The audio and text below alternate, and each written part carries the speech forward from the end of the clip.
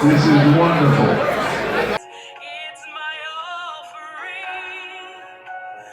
Lay me at the throne.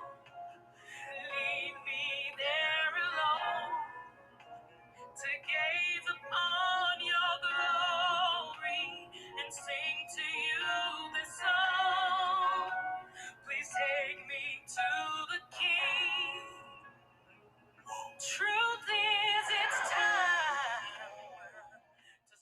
We need to stop it. I heard the young man that jumped up and said, what we going to do about the DA? He was absolutely right. We allow him to run, but that's not, let me see it like this.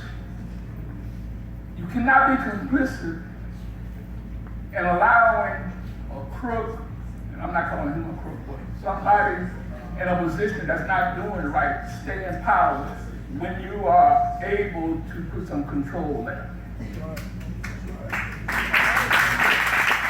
That's the wrong mentality, because what we say is that it's all right because I don't want to get involved. But then we become complicit in that, because then we're sitting there watching him do stuff that's not right. Not just him, but people in office, period. Period.